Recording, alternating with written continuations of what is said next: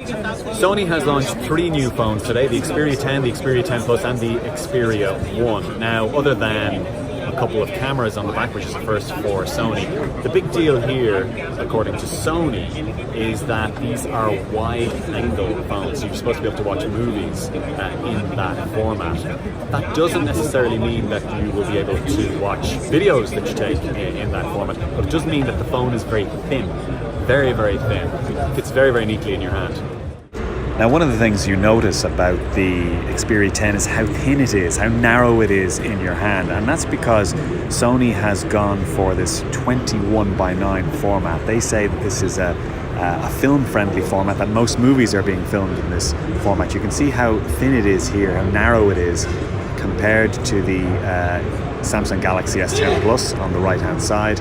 It also comes with a headphone jack, which you can see there on the top, and this is interesting because a lot of new phones are reversing tack on the headphone port. Apple never will. It has gone wireless for good. But Samsung and now Sony believe that there is a future in the 3.5mm jack.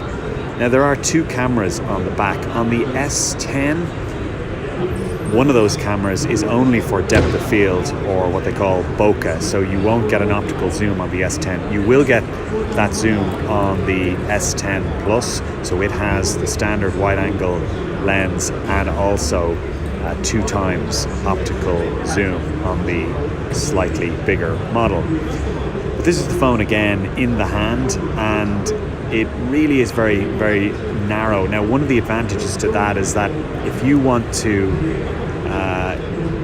get at an app or a feature on the phone that's high up the device, you can do so fairly easily with your thumb, whereas it's really, really difficult to do on a lot of Plus phones these days. You end up having to go into horizontal mode or activate special software on the phone that brings the apps down closer to the bottom of the phone, but you don't on this model, or at least when I tried, I could get about 2/3 or 3/4 of the way up the phone. I'm not sure if that's going to be enough to sell this device, but it certainly makes it different, and it marks the Xperia 10 as something that is quite a bit different from any of the rivals out there at the moment. As you can see, though, it does have some bezels. They're the bits at the top and the bottom of the phone's screen, the bits of plastic or metal in between the screen and the edge of the device, and that's kind of unusual in this day and age, because a lot of phones now are coming with all screen display formats. They're seen as being a lot more modern, and the problem with bezels is it makes the phone actually quite a bit bigger, maybe bigger than it needs to be, and that means that it can take up more space in your pocket or a bag.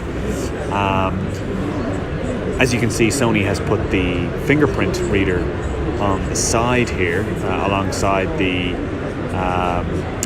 power button, on-off button.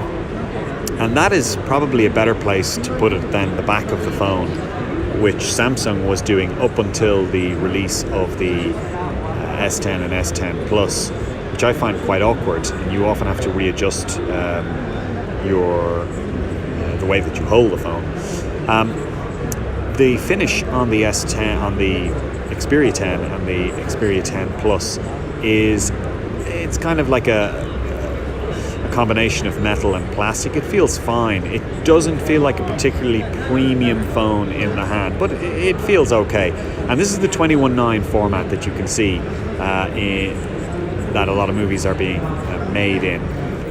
Looks pretty decent when you hold it up like that. I'm not 100% sure that a lot of companies a lot of people are going to really buy a phone for that. And the other thing is, when you go to film yourself, when you film in HD, it reverts to 16:9, not actually 21:9.